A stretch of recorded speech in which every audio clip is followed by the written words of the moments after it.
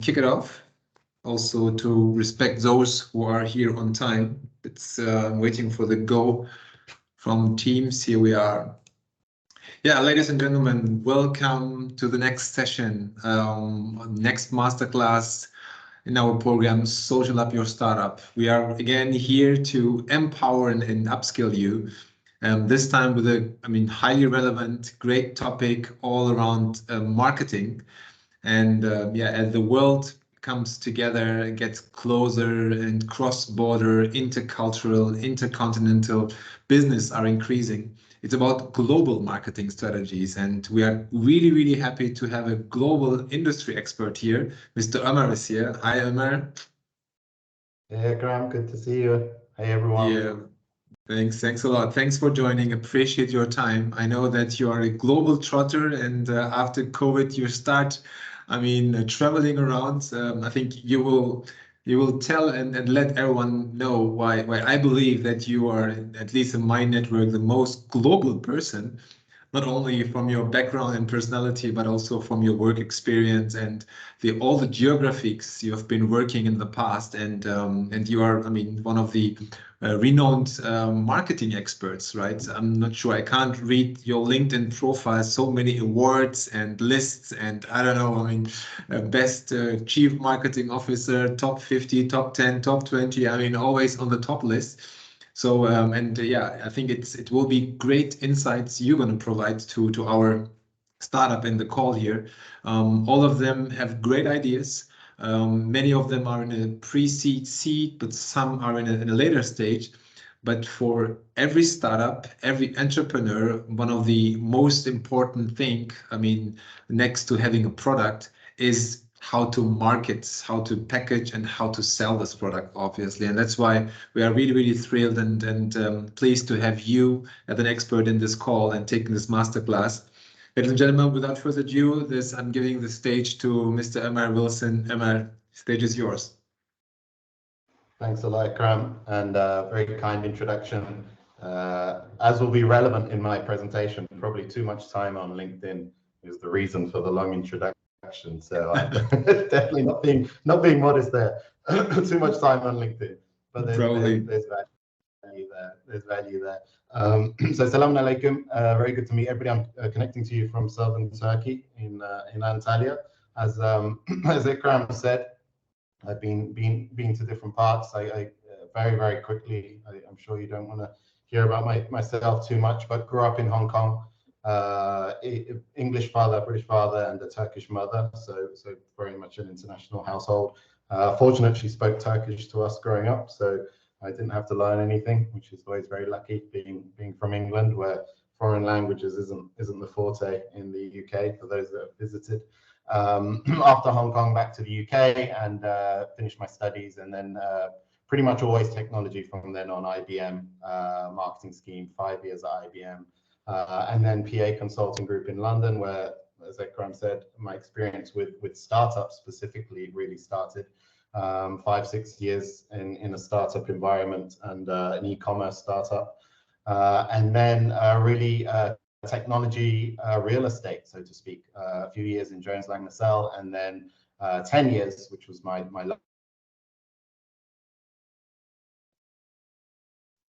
largest owner and operator of data centers, which is going to be relevant in the presentation as well. Since COVID, again, a big catalyst for a lot of people, and relevant again. I'll touch on it today in my slides. We moved. I was from 2015 to 2020 in Singapore. From my role, moved from London. And then 2020, we decided to make the move to Turkey, where all our families lived, and I finally decided to go into consulting and leave the corporate world. So currently with my own consulting group, we focus on technology startups from Asia that are moving. We transition and help them move to Turkey and set up a base in Istanbul to serve the region. And the flip side, we help startups from Turkey, but also the region access the Asian markets through Singapore.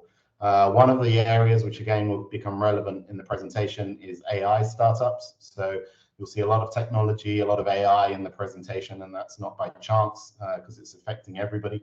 And really, it's difficult to talk about marketing, I would argue, today without talking about technology and without talking about AI. And of course, we're very lucky to have Ikram as the AI expert here. So I'm really going to touch on AI from the industry impact and how it can help you from a positioning perspective.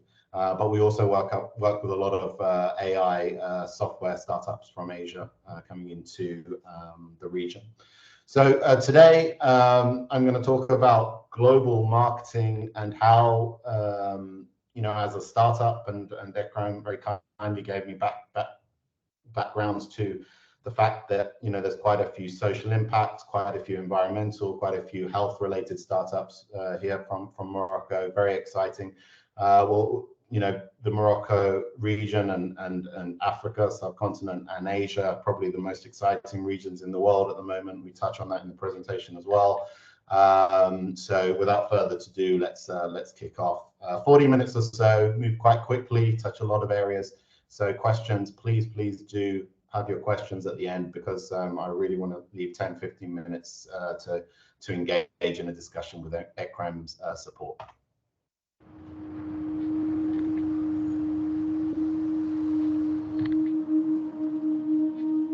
We are wondering what is happening to the world.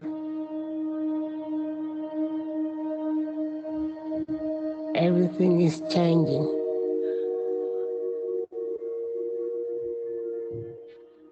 The very idea of human being some sort of natural concept is really going to change.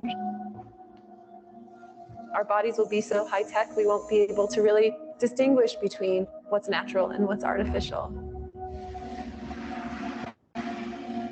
Inside our own heads is the most complex arrangement of matter in the known universe. You might ask yourself, can we get to be superhumans?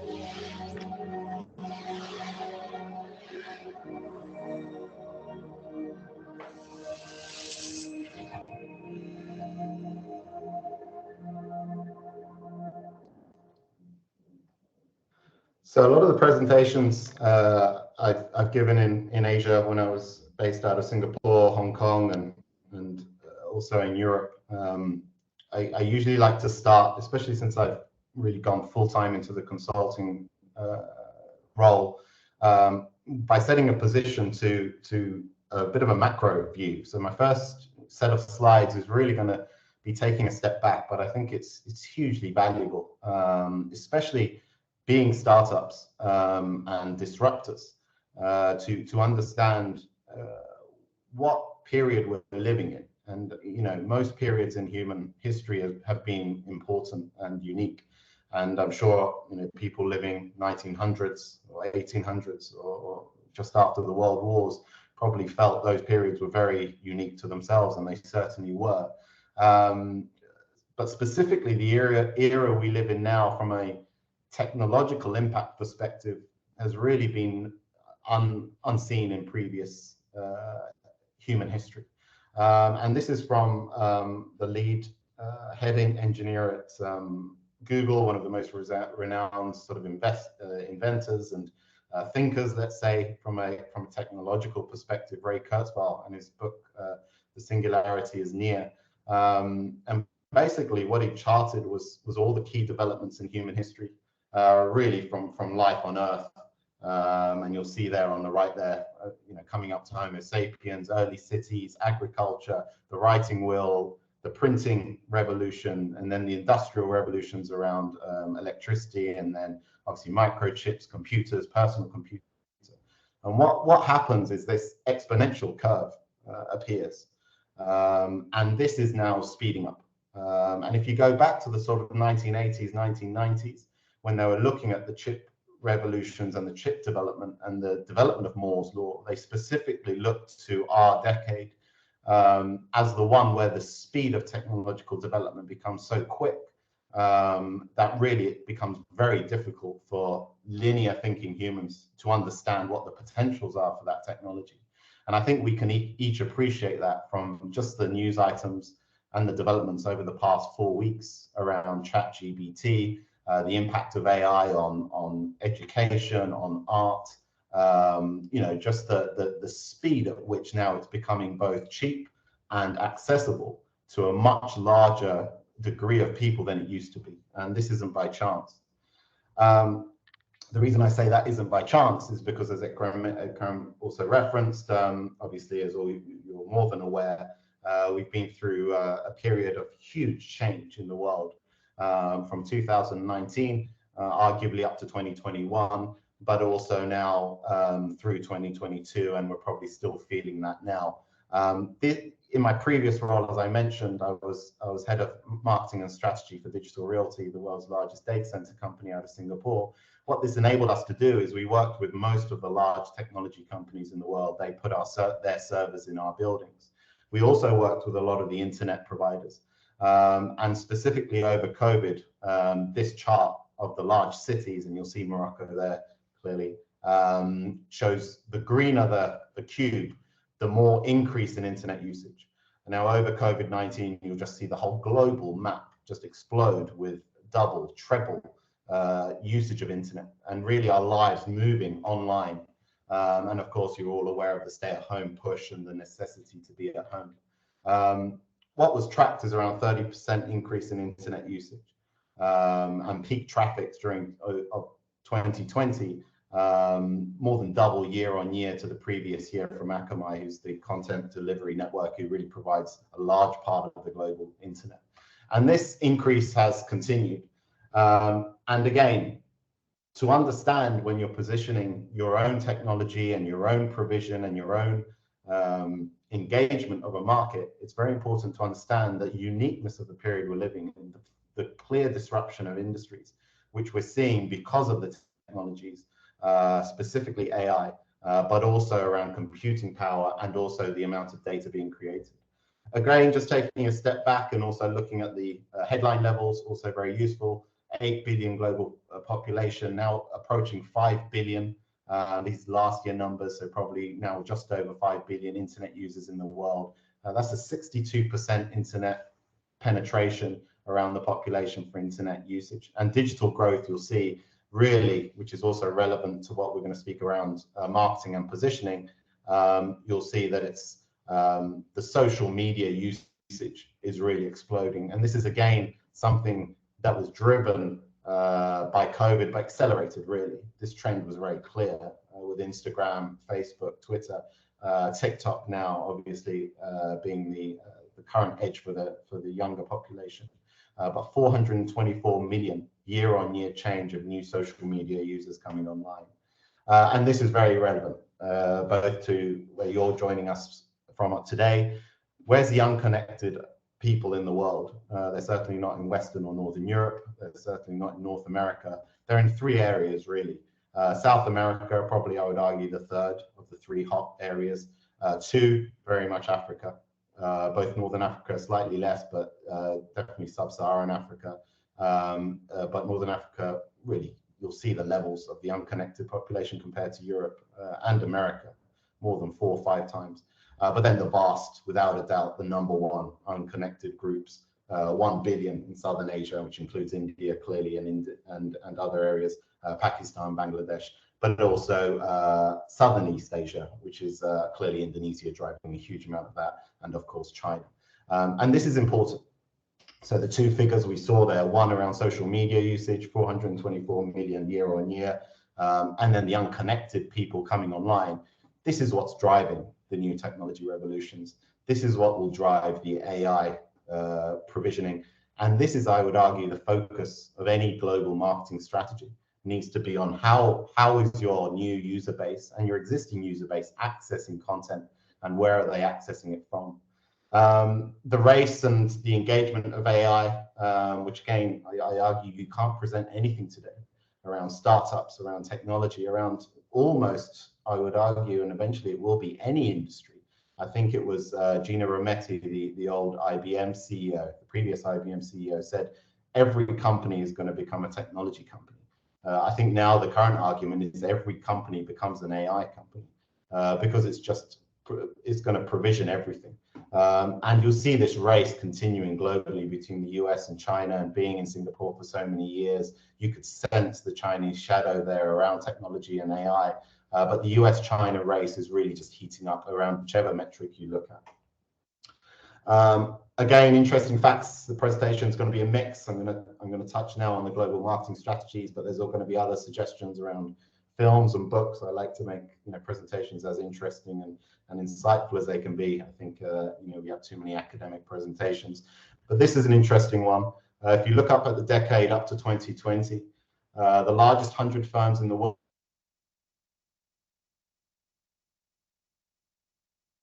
part of that increase, so about 4 trillion, was accounted for just by 7 firms. And interestingly, you'll see all technology, all US, and all US and China. And interestingly, again, when you look at the reason AI is becoming so permeated across everything, technology, startups, marketing, is because of the ongoing data that's being accessed by AI companies. And you could almost argue, like the old 7 sisters of the oil companies, these 7 companies really are focused on the data, really our data, that's been accelerated by COVID. And as bringing Andrew in, one of the leaders of AI, to say AI is the new electricity. And that's my previous role, really was focused on the data center where the data is driven. Trends, again, as we move towards the strategical part, this was done before COVID. So this was, I think, around 2017, Forbes did a CEO survey, and 72% of global CEOs then believe the next 3 years are going to be more important than the last 50 years for their industry. And this was before the COVID incident even happened. So you could see CEOs really understanding the exponential and the speed of change which industries around the world are experiencing. And this is something I love to throw out there, just for people to think really around your own industries and your own sectors, around the automation that's happening. 75, again, this is about 2021, 2022 figures. 75% of global trading is now performed through algorithmic trading systems. Now, with a 10% CAGR, so 10% increase, what does that mean? That means electronic trading, not even people trading between each other. And you can see with a 10% increase within a few years, that's going to be close to 100%. So really machines trading with machines, automated. What that means is the world is sitting on a tsunami. I wouldn't even say a sea. Google called it an iceberg. We're at the tip of it, of data. To what extent? Again, coming from my data center experience and working with tech companies, really they're struggling to find names for it anymore. The largest amount was 1 yottabyte, which is 10 to 24 zeros you see there of bytes. And I believe the one after that is brontobyte. I think Ekrem at the end can correct us from his AI experience and Microsoft experience. But after that, I'm not sure what names they're going to come up with, because it's really that amount of data.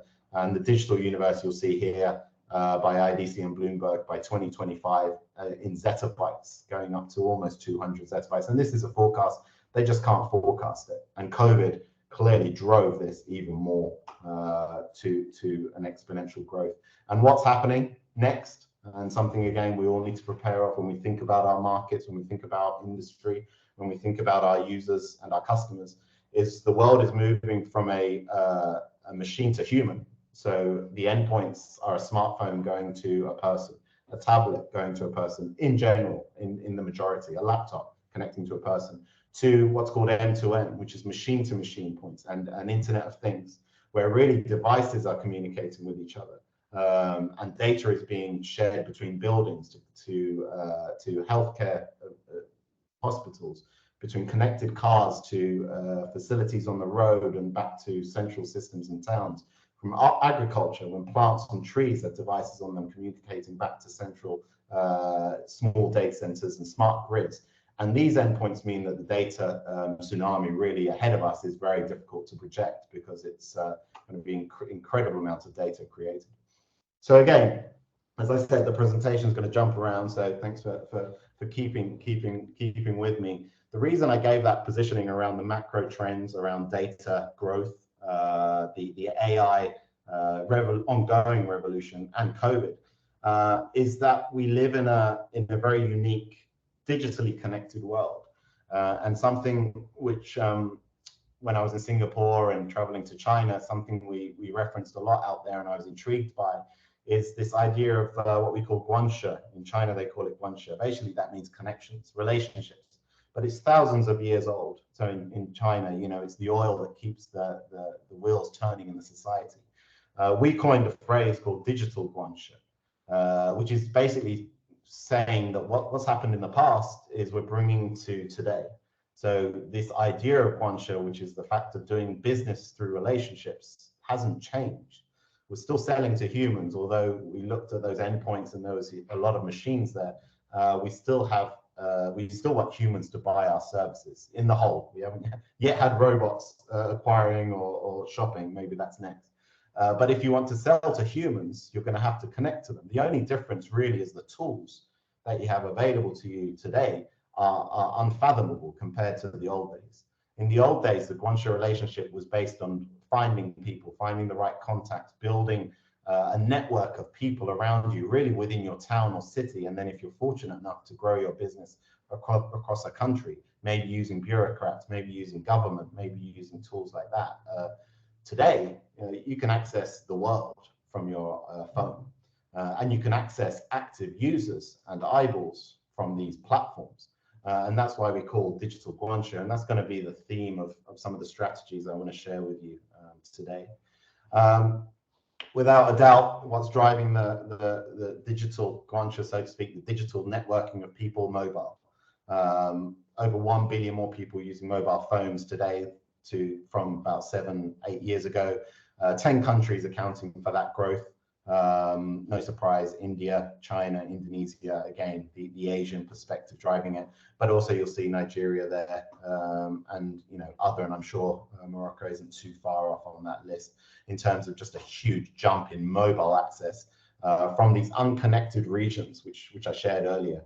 And that's a very simple explanation for that is you skip technology generation. When you're in emerging markets, you don't go through necessarily the desktop. Why would you? So in India, for example, when we did a lot of meetings and presentations in Mumbai, it was very intriguing to see and hear that populations who maybe don't have a washing machine, definitely don't have an air conditioner at home, have a mobile phone. And they're accessing very cheap network access, and they're accessing video, they're watching Bollywood movies, they're streaming on their phone. They go home, they haven't got a washing machine, they haven't got an air conditioner yet. But that's the access of the mobile phone. That's the importance of this augmented access digitally that the populations now have across the world. And this is something that you may have heard of, you may not have, but a term we engaged a lot when we do our consulting is the Uberification of everything. The access of everything digitally online. One example again, which is a neat, let's say, marketing tactic, something called geotagging, something I'd suggest researching and looking into. A good example was in Singapore, a hotel would cast a geotag net over their hotel, and they'd be able to track users. So if they're on Instagram sharing a post around the hotel, if it's a negative post, immediately the hotel would react. So if somebody's by the pool or by the restaurant and they don't like the food or they don't like the service, immediately the hotel was reacting to those engagements, which seems very interesting. As we follow this sort of Uberification theme, and especially looking at the South Asia region, you have obviously the fight between Uber and Grab in that region, which Grab eventually won. And the reason Grab won far earlier than Uber was they looked at their customer engagement and their population, young, mobile, access, growing population, and really grew their Grab to be everything. Much before Uber and other startups were starting, Grab was taking the lead on this in Singapore, Malaysia, Indonesia, offering a huge amount of services around that.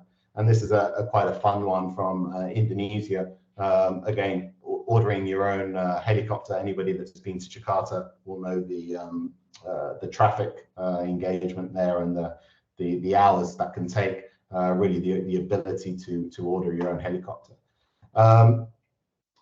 The technology that's impacting, again, this idea of a digital networking or digital engagement, as we move with Facebook changing its name to Meta and the whole virtual world that's wrapping our digital engagement, we're seeing a huge leap in AR and VR technologies. A number of years back, L'Oreal acquired Modiface, which is a startup company that enabled you to basically put the makeup on your face as you were looking. They also did the same with clothes retailers as well. And IDC predicts still that in 2017, about 13 million AR headsets sold. By mid to end 2023, that's going to be about 100 million plus units being sold. And the impact of that technology, again, when you're looking at strategies, is changing everything. This is an education example, the periodic table, in terms of the elements, and how in the old days, the whiteboard, blackboard, I remember the whiteboard at least, H2O, when you've got students able to access it through headsets or phones, as this is, you can show them a whole range of new devices. And this is the same for marketing and selling, using these technologies really to bring to life your offering, your product in a way that was unthinkable only 5-6 years ago. And this is only speeding up. Again, I made the point around AI and ChatGPT from OpenAI. This is just going to permeate constantly, as the technology curve means that more of this technology becomes accessible to more of us at a cheaper rate. So if we bring all that technology and take a step back, and again, as Ekrem said, just bringing my experience from being in startup marketing environments, being in corporate marketing environments, and then now being in consulting to startups from different regions. How should you approach your marketing and positioning? So, given you're at different stages, as Ekrem said, of seed funding, I know very well the difference in budget access. Clearly, probably one of the big differences of a corporate environment, let's say, when I was at IBM or Digital or JLL, compared to being with PA and when we were doing e-commerce startups or the startups we work today. One of the big differences, I'm aware, clearly is budget access. So you need to be smarter. What I will say is generally some of the best marketing is arguably done by startups, because you're disrupting, because you're having to be creative with budgets, because you're having to be creative.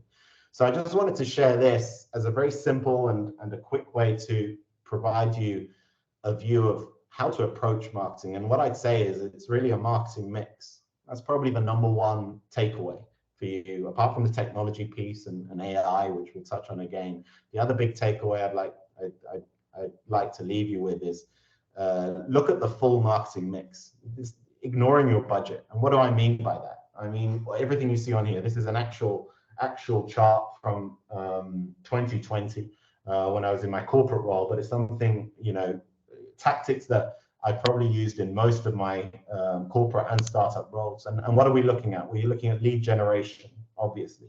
You need the leads in, and how do you do that? Outbound direct mails, engaged calling to customers, the really touch the pointed edge of marketing. But then you're looking at PR, content and channels and media and the internet. Then you're looking at the influencer and the community. I think this is something we'll touch on in a moment, which I think is very important. It's probably one of the biggest quick wins you can have as a startup, is within your industry, understanding who is the community of companies already engaged with your customers. Now, by that, I mean, who are the opportunities? Be they may be large, they may be those open to disruption, they may not be, but who are the companies that you can co-market and partner with to very quickly get your brand out to customers without having to invest thousands, tens of thousands, hundreds of thousands of dollars, if not eventually millions of dollars in marketing. And we'll touch on that in a minute, how you can do that. Then it's content. Content is king, and I'll refer to this a few times. But one of the most cost-effective and effective growth mechanisms you can use as a startup is content. Really, it's about a matter of time and intellect. I mean, there's cost around having a nice looking report, a PDF, imagery maybe, and obviously distributing it. But the tools now are so accessible online And again, going back to AI, you could have an AI create an image for you or presentation for you. So really, it's about your intellect, and nobody knows your sector better than yourselves because you're a startup. You're disrupting that sector. So producing content, arguably for free. This is the big point. Giving content to potential customers or to the industry is one of the most effective mechanisms for gaining new customers and gaining market share. And then obviously web interactive, search engine optimization, touching on all of the areas we spoke about earlier around the digital access to the channels. So we talked about the marketing mix. What's the second point I want to share with you? It's an integrated marketing strategy. By integrated, I mean obviously your brand value needs to be huge.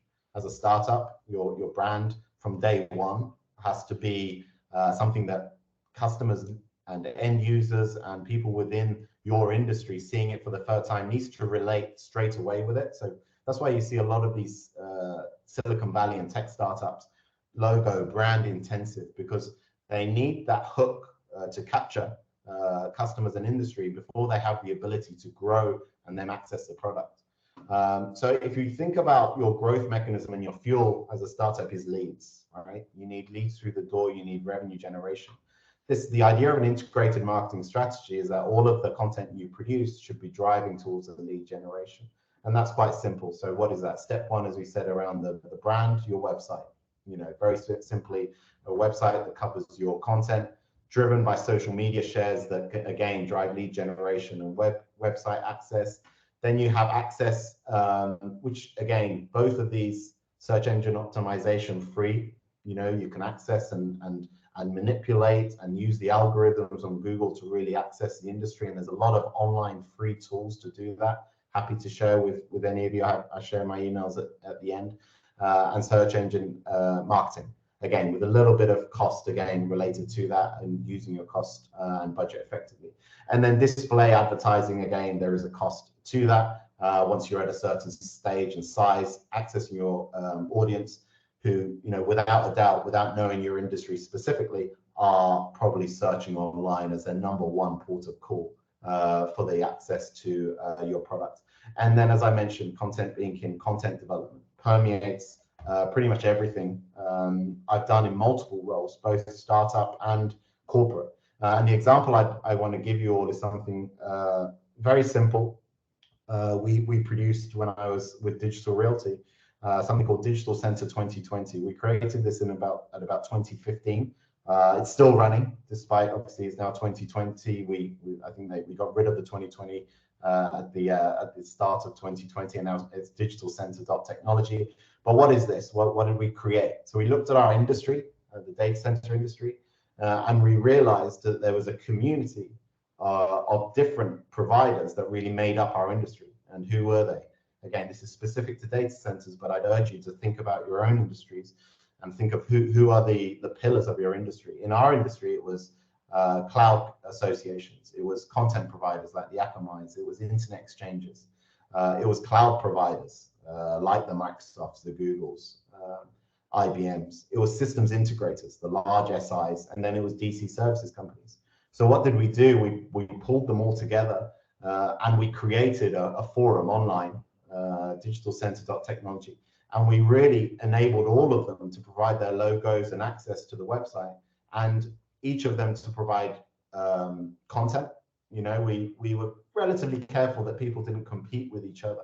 But what this meant was this suddenly became a massive portal for potential customers because each of the members from the industry were providing content for a free to access industry platform, really, which then eventually did the same on LinkedIn, on Twitter, and eventually we did presentation events at different events across the Asia Pacific region, and then also Europe and North America. And this became a huge content platform. You see other companies have done this. SAP is probably the most famous. Really a thought leadership website, let's say, but you could call it a platform because you can permeate it across different social media engines. Provide content to your customers, provide content to your industry about your specific area, and you'll find a huge amount of feedback, turning readers and viewers into customers. LinkedIn. again, you could probably argue Twitter, a little bit Facebook, maybe again, I need to understand your industries. But for our world, the corporate B2B world, the #1 tool for content sharing, customer acquisition at the right level, senior decision makers, 850 million users, a huge penetration. This is numbers from July 2022, so quite recent. And obviously Microsoft acquiring them, a massive push in terms of the technology behind them. So then what's another part of the global marketing piece, apart from the mix, the integrated approach in terms of your different tools, the content provision, and the example I gave around the content platform that you can create is of course PR. And when we think about PR, I'd argue there's different variations to look at it. You can put a lot of money into PR, and there's very large PR agencies which are really large ad agencies. So they'll charge a huge amount of money, and they did when I was at IBM and a little bit digital, I guess. JLL used the large PR agencies, but you really don't have to think of it as a big expensive solution. When you're a startup, you can think of PR again as a mechanism to access content. And I would argue this is the area, these two areas here are probably the two, including this a little bit, that you can focus on. You don't have to necessarily jump to paid media straight away. What do we mean by that? Earned media.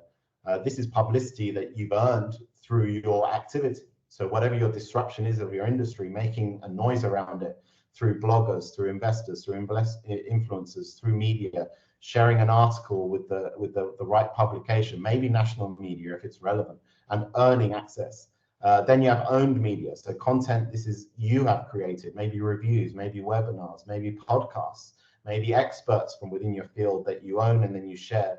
And then that's moving on to the shared media. So this is all of the different potential outlets that you can produce and share your media without jumping to a full-on PR agency type support, which is positioning and paying for content within publications and magazines.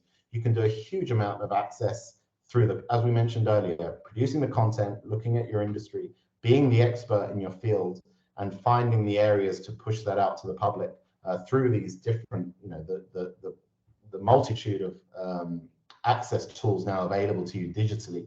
And then once you're at the right size, the right scale, you've had your funding, moving on to paid media, looking at brand ambassadors, looking at sponsored content, etc. Look at affiliated and sponsored tweets and contents, all stuff we've all seen as we scroll through national media or technology media or different publications. We see and can feel how people have paid for it. Arguably, this side has more impact. When people realize you've paid for an article or a content, it does lose its edge. So being able to share your own media through the right channels, really on its face value, seems, I would argue, produces a lot more content. So in the last 5 minutes or so, I just want to touch again a little bit on where we're going, and also as Anatolia.Asia, what we're seeing from a startup and venture perspective. Which industries are hot topics at the moment. Not to labor the point, COVID, and there's a little 12 monkeys push there, but COVID driving into a new, almost a semi-new reality now, where the virtual and digital worlds are merging and companies are changing their names, as per Facebook, to Meta. Our ethos at Anatolia.Asia and working with startups is really technology for humans. By that we mean nurturing and building ethical technology for humans ventures that look to enhance and not replace humankind. And you hear a lot of tech companies now speaking with this same tone because it's becoming so relevant as AI permeates everything we do. We have a slightly unique view at Anatolia.Asia. For those that follow the poetry of Rumi, we're looking at startups and technology impacts that mix the more spiritual side of being as well. So by that, and you'll see some of the startups, I'll share a few links if you reach out to me, the swirling of the dervish and the swirling of the atoms right down to CERN. So really mixing topics that maybe seem very polar apart, which maybe they shouldn't be in terms of technology and the essence of being human. Something quite key to us as well as we look at global expansion and which startups, the impact of social media, the impact on social media in terms of echo chambers, depression, and reciprocating certain viewpoints online. And these are areas which I think is going to become more and more relevant as we see AI permeate all industries. And I think we're feeling and sensing that. So when we speak to startups from Asia and Turkey specifically in this region, but also a number from South Asia and also Japan and Korea, we see 4 areas, and you generally see this repeated by a lot of the large venture capital funds as well. 4 areas where there's huge growth now ongoing. One is emotional AI, so to speak, or AI with a human touch is going to be a massive area, and we're already seeing that with the likes of ChatGPT and DALL-E, the art creating AI. Sustainability and social responsibility and give back, huge area, be it in all venture capital technologies now. This is exploding.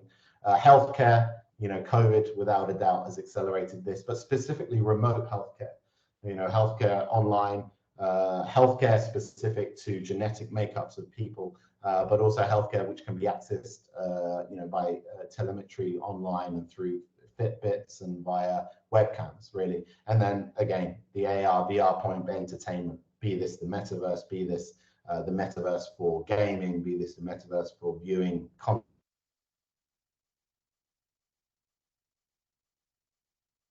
And then, of course, again, just to finish on some more AI recommendations for you. Crazy stuff going on. On the right there, you might remember 2002 Minority Report, Tom Cruise. For those that didn't watch the film, in Shanghai, the university now is able to predict crime based on facial features. This is an ongoing 2016 research piece from Shanghai University. And again, the ethics of this is vast. A few recommendations to finish on before I pass to Ekram, for those that want to delve deeper into the technologies and how AI may without a doubt impact your industries. AlphaGo, probably one of the big milestones of China's rise in AI when DeepMind beat the world's best Go player, which people thought was nigh on impossible. And this is something I like to share just as a throw out there of the fear factor around AI and the impact. This is something from the UK when the late 1800s, when electricity was first permeating and accessing people. You'll see the light bulb there and the fear people had around electricity. So this fear isn't new, of something new. I think with AI, we're just in a new precipice, which I think will surpass electricity.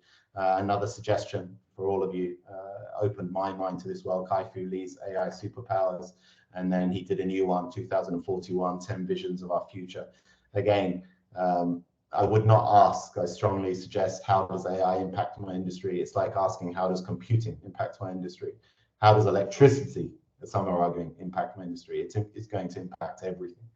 And then just ending on probably the greatest computer inventor, Alan Turing, who probably had the biggest impact on modern computing. And his obviously Turing test, a computer deserves to be called intelligent if it can deceive a human into believing that it was a human. And obviously I think we're way past that now with ChatGPT and whatever comes next from that. And science fiction has predicted long before technology has come. 2001, Stanley Kubrick, used in a Samsung Apple court case because of the Samsung argued we didn't steal any iPad screen technology because it was already in the film in the 60s, and even the webcam calls.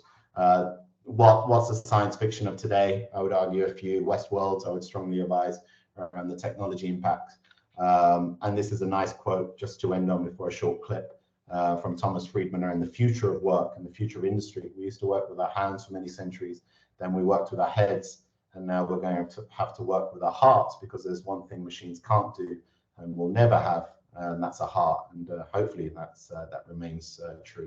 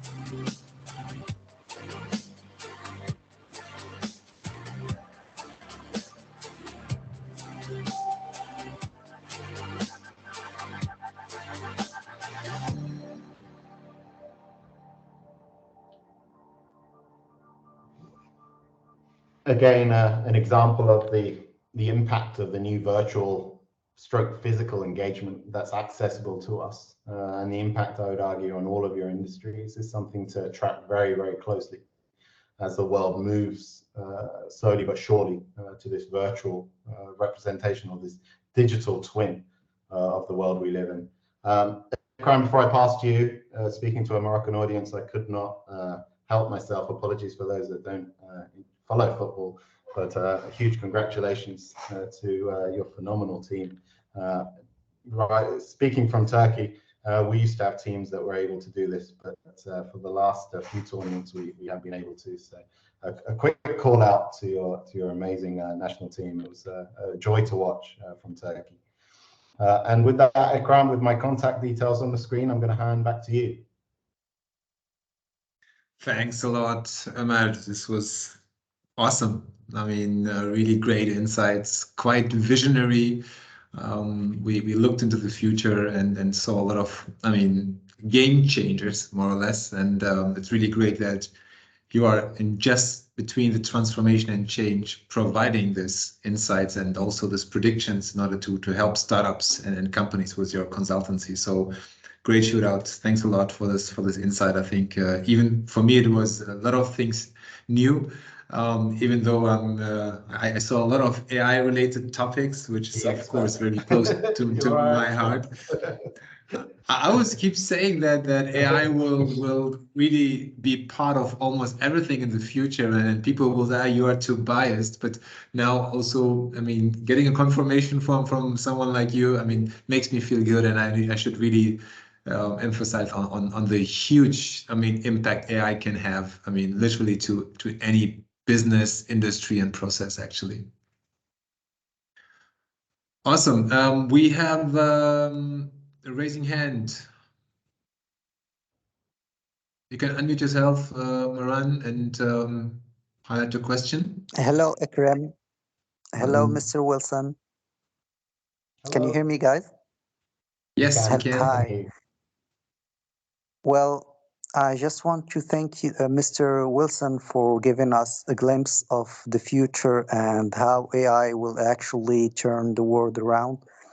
And to be more specific, AI can actually automate everything except interaction. You wouldn't want to automate your relationship with your kids, for example, or your spouse or your friends and family.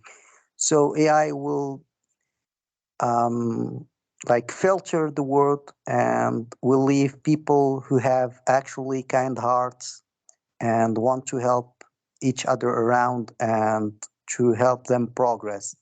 So I just want to thank you for this valuable presentation. And I want to thank also Mr. Ikram for arranging that and introducing us to such valuable guests. Thank you so much, Mr. Wilson. Very kind. Thank you very much. I think it's a very on point message, and you can read any of the large technology companies leaders, and Ikram will attest to it coming from his previous role. They're saying exactly what you're saying. Eventually, when AI permeates everything, the jobs that are going to survive are the human jobs. Ironically, it's going to be the creative. We used to argue creative, but now they're creating art and writing songs. You can argue how good they are, but they've been writing articles for months, apparently, some in CNET, I believe. But it's the creative roles, it's the human jobs, and it's the human touch, like you said, that's going to survive. And those jobs are going to be the ones that survive. Anything that can be automated is going to be automated. So it's going to be an interesting world. Great. I mean, also changing a little bit gears, maybe one question from my end, and emphasizing more on the marketing part, which I really like. Your slide was with the PR strategy, right? With a lot of aspects. So, but typically when it comes to the startup, of course, they are all broke, have no money or very few money, and of course in PR and communication and marketing and so on and so forth. I mean, tends to be I mean, deprioritized in many cases. So do you have a clue, have a recommendation or whatsoever, how to mingle around as a growing startup to really run a very effective marketing strategy, maybe on a very low light level, more or less, right? But still, I mean, succeed. I mean, do you have any advice for the startups? Yeah, I think it's a great question, and I tried to. I'm conscious. I alluded to it, but maybe could have presented a little bit more on it. It's a great question. It's a very relevant question. I think there's a few things. You've probably all heard of the term guerrilla marketing. Guerrilla campaigns. The reason it's called guerrilla marketing is because it's very haphazard. It's very reactive, and I think that's the answer. By that I mean you need to. And then you've probably heard of something called hijacking stories. That's another way. Now, by that, I mean, it's the topic. So now it's ChatGPT, right? ChatGPT and AI. Anything that has that in its theme is going to be read or picked up at the moment. A few months ago, again, as I shared with the Moroccan national team, it was the World Cup. There's these themes that permeate the world media and online. Hijacking them as a startup, specifically, obviously, you've got to have a link. I mean, if you're in healthcare and you're hijacking something, throwing it out there, like football, maybe it's a bit of a tenuous link. So you need a link, but you can find links, especially if it's something like ChatGPT and AI. Hijacking those stories is not too difficult. By hijacking, I mean really just commenting or writing an opinion piece or writing a response piece or sharing a YouTube online video of yourself or your team, commenting or responding to a current trend. You'll be surprised how much pickup you can get with that. And that's a bit of the guerrilla tactics I think you need to do when you're a startup PR versus a corporate PR. And you can do that on LinkedIn quite cleverly. And I see people do it all the time, where you have, one of the large companies share something, FIFA, UEFA, UN, United Nations, World Health Organization. I'm throwing names out, but you know what I mean. Industry leaders share content. And you'll see at the top, without being annoying, you need to be careful. You need to make it, as I said, if you're explicitly selling, people switch off straight away. So that's why clever marketing, and this is what's called sort of the needs-based marketing, is when you're giving value content to the reader and the viewer. If you come with a very truthful approach, let's say, by truthful, I mean, you genuinely want to speak about the value of your product or whatever you're doing in your sector. People are receptive to that. But if you respond and your guerrilla marketing switch off, one, they'll think it's spam, and there's so much of that, they'll just switch off. Or two, they just don't want to be sold to. But if you use your guerrilla marketing with your product, without knowing your product, it's difficult for me to be specific, but you know what I mean. If you use your product message and you respond to something, I'm saying LinkedIn, but this could be YouTube, this could be online newspapers. That's quite an effective way to be, Twitter, an effective way to get your message out there without having to put the big money through a PR agency, who basically, when you have a PR agency, that's what they're doing. They're doing that for you. They've just got big teams that then go out to publishers and writers and publications and do that. But if you're a small team, maybe it's just yourself in a startup, you can be clever. You can be the spokesperson. And you can get yourself invited to podcasts eventually, just with that message, that guerrilla approach, really. Gotcha. Perfect. Thanks. That's great. Really, I mean, makes sense. And also, I mean, Saad confirming that, I mean, the budget is quite limited for this kind of things, and that's why fundraisings are happening. So, I mean, just thinking a little bit the train of thoughts here. So, any I mean, rule of thumb, if you are raising, for example, $1 million for your startup in a, let's say, seed phase. So what's the percentage for marketing spent here? Oh, yeah, that's a difficult question. I've seen it. Either any rule of thumbs, right? Yeah, very difficult. I've seen everything from a few percent right up to 10, 15% in some cases. It really depends on the sector. It depends on the sector, and then also how disruptive your product is, or how disruptive the investor support thinks your product is. If you're disrupting a very established sector, then I'd argue your marketing needs to be 10, 15%, if not 20% of that budget.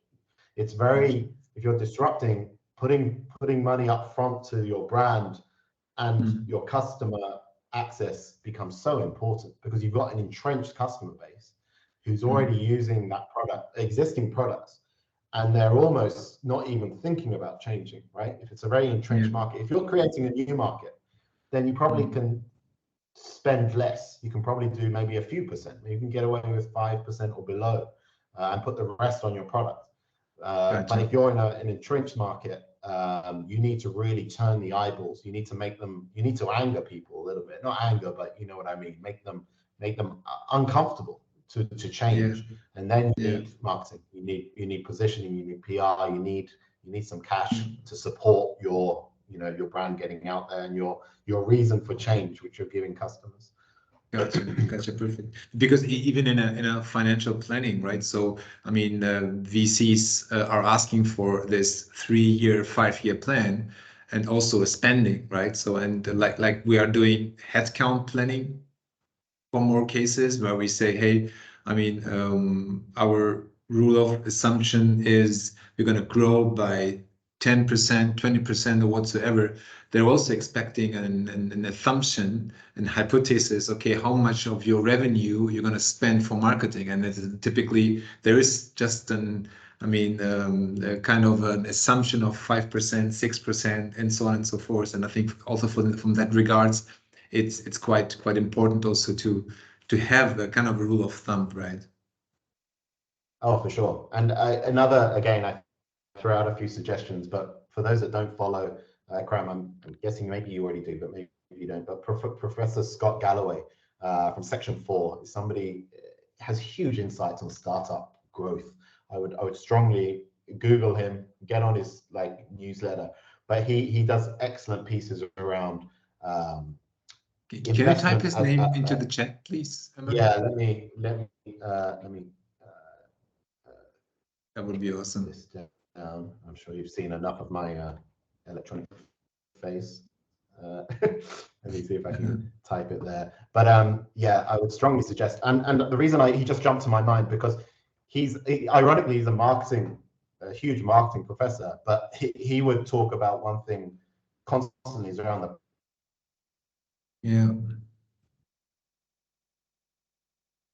But it also says a lot at the same breath that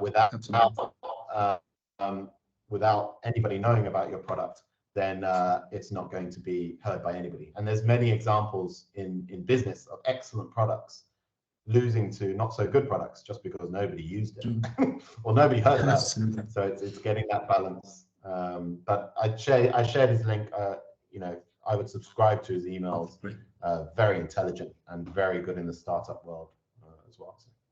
Absolutely, great. That's a great resource. Thanks for that. And Asad, I mean, quite surprising. I mean, that you are planning with 30% for marketing. I mean, this is huge, right? There you go. Probably a disruptive industry, an industry where it's got to make some noise. So it does. It goes up. So it's a big area there. Yeah, and I think Asad, you can come up, unmute yourself if you like, but you are in agriculture, right? So I think this is a fairly new area where branding is and reputation is quite important, I guess, right? Yeah, exactly. So for us, we are creating the brand. So we had for the 7 years, we were working for the research and development for our startup. But now we feel that we are ready to market the brand. It's very important for us. So that's why we are raising the funds. It's specifically for creating the brand, the marketing, going all in for the marketing side, because the product is here, it's working. But exactly, we need to create this brand around us. And also for the human resources, so we are recruiting. That's why those areas for us is very important. Creating the brand. Also, we are using the AI to market our AI. So that's also we are our own clients. So it's a little bit costly and everything. Yeah. Gotcha. Saad, I don't know, and I don't know your product clearly. All I know is obviously agriculture, but in Antalya, so it's an we MLOps. We have a lot of agriculture. Yeah, so it's an MLOps platform. So we automate all the pipeline of machine learning and AI, and we offer APIs and microservices. So AI as a service in the cloud. So we integrate APIs in existing solutions, or we provide standalone AI solutions. And for our verticals, we created a vertical in agriculture for precision agriculture and manufacturing, so for the predictive maintenance. So we have two verticals, and that's why we are creating more verticals, even in fintech and everything. So that's why we are trying to create this brand and as verticals. They are spin-offs, so we are creating the spin-offs and the verticals for that. Awesome. Very cool. Well, the reason I said that is I work, and I've got some friends actually, because Antalya is all tourism and agriculture, as Ekrem will know. There's not much else here, but I'm just you'll find my email on the website. I'd love to hear from you. If you've got like a product overview, happily share with some of my friends here, and you never know, there could be links that could be valuable to you. Of course. Thank you very much. Thanks for the opportunity. Thank you. Awesome. Great. I think we are a little bit over time. Omer, thanks for kind of giving us some extra minutes here. But I think this is it. We are at the end of this masterclass session. It was great conversations and Q&A at the end. Thanks for these questions and insights as well. Omer, thanks a lot again. It was really great having you with us during this program. We know that, as I mentioned to you earlier, the recording is going to be watched even more than the live participation. That's why there will be even more people going to participate from your great insights. Thanks a lot. Thanks everyone for joining this session, and have a good day. Omer, thanks again, and greetings to Turkey. Thanks everyone. Thanks for joining. Thanks, Ekrem. Bye.